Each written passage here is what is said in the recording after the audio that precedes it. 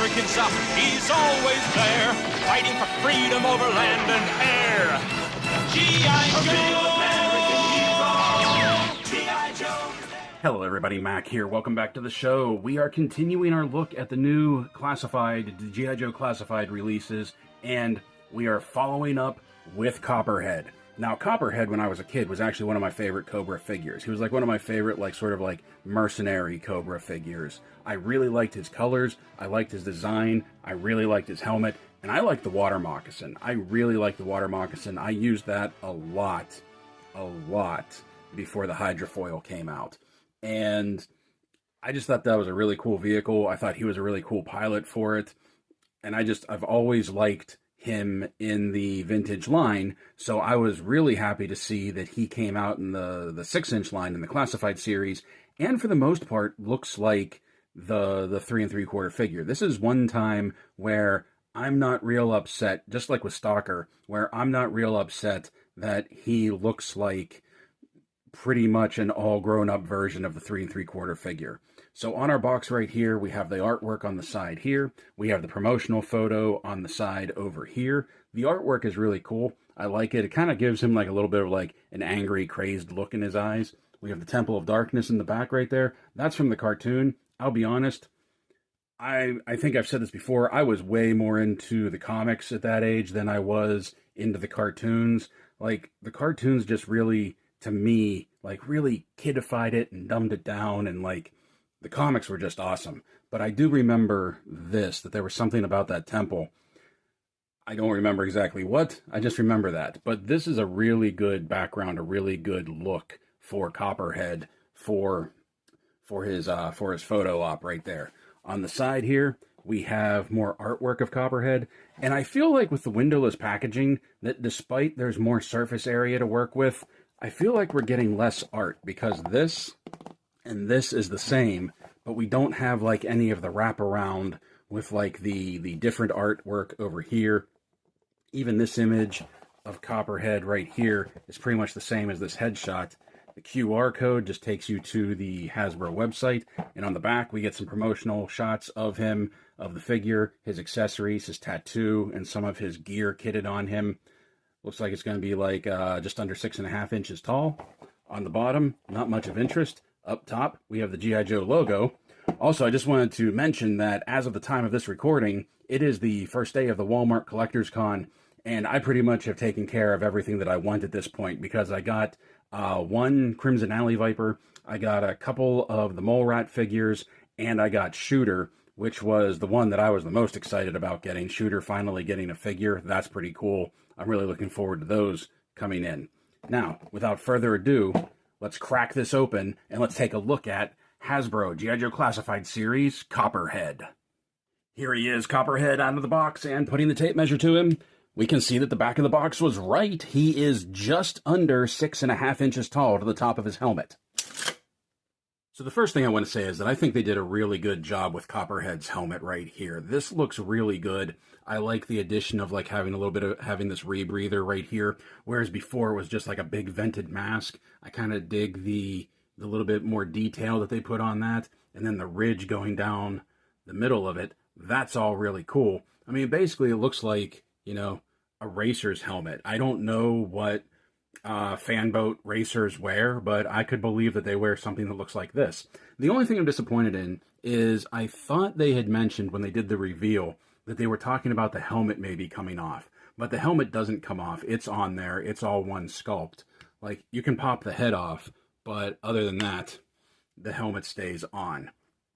I really like the color that they used on him. I think that was one of the things that drew me to the original 3 3/4 figure, was that I just really liked the color. I mean, there was a lot of green in G.I. Joe, but this combination of green, this deep dark green with a little bit of the lime green lining on his legs and up in the helmet and everything, I thought this was a really good color combination.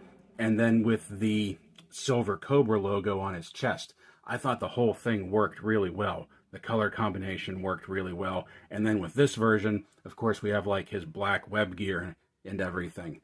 And I really, really like the skull belt that they gave him. I'm going to have to pull Zartan out in a second because I can't remember if that's the same belt that they gave Zartan or not. I kind of hope it's not, and I hope that's unique to Copperhead because that just looks really cool. His boots are rather featureless. They look like they're just like some pull-on moccasins. Maybe some strap work down here around the foot. I think you can see a strap right there that goes around the top. No laces. Wouldn't want to get caught in the mechanics of his fan boat. Totally understandable. His tattoo, Rock and Roll had tattoos, but his tattoo, his card tattoo, is on the inside forearm right there. You can see that he has the Ace of Spades right there. Copperhead has a bit of a gambling problem. I dig that they gave him the tat right there. Now these bands on his wrists, or on his biceps, I'm sorry, wrists. These bands on his biceps, they're doing a pretty good job of staying on right now. But when I first got him out of the package and I was playing around with him, I was having a real hard time with these staying on. I thought I was going to have to do the review without them, but it looks like if you can find the sweet spot, they'll stay on pretty well, and maybe don't expect them to be perfectly symmetrical with each other. But I don't know. If they give me any trouble during the video, we'll probably just pop them off and do without it, because these did keep falling off right here. Now on his hip, he has his machete sheath, which we'll take a look at whenever we look at his accessories. Over here, he has a holster for one of his pistols. And on the back, he has the back peg, just like all the classifieds do. This holster right here, Copperhead's packing a lot of heat. This holster right here is sculpted and molded in. There's no accessory that goes right there. But I really, really dig the design. I've always liked his design. That's really cool. Taking a look at the articulation, we can get the head doing a full 360. Little bit of tilt side to side, not as much as some of the other Joes. Oh, his neck got twisted around too. Make sure the Adam's apple's coming forward. Okay, now we have a bit more rock side to side. He can look up. He can look down. Arms do a full 360. He has a butterfly joint. See that thing came down? Arms will come up to 90. He has bicep swivel. He has double jointed elbows. Wrists swivel. Both of his wrists, because they're both weapon-wielding hands, both of his wrists will pivot up and down. He has the ab cut, the ab crunch right here, that he can crank forward. He can crank back. He has the ball joint at the waist, so he can do a full 360 spin. He can also rock back. He can rock forward, so everything in conjunction, he can get some really good movement. A little bit of tilt side to side. Drop down legs, come forward that much, go back that much, come up to just under 90, thigh cut, double jointed knees. Everything above the waist on my Copperhead is really tight. Everything below the waist, like these legs, move really well, and so do the boots and the thigh cut. Then we have the boot cut, ankles rock back, ankles rock forward, forward facing pin for some rocker. And something else that I wanted to draw attention to, that his holster over here, it only has the one band, and I like that they designed it so that it sits above the thigh cut, so that when the thigh twists, it doesn't take the holster with it like it does on so many other figures. I thought that was a really nice touch. But as you can see, while we were moving him around, these wristbands started to come loose. As with all of the classified figures with the windowless packaging, Copperhead comes with a weapons locker that has his number on it and his name, and also contains all of his accessories. Not nearly as many as Rock and Roll, but he has some decent ones. And on the back we have the Cobra logo instead of the Joe logo. So let's start pulling stuff out and see what he's got. So the first one we're going to take a look at here is a standard pistol, and this to me looks like a German Luger. Tell me if I'm wrong, but I'm pretty sure that's what this is supposed to be, or at least a knockoff of the Luger.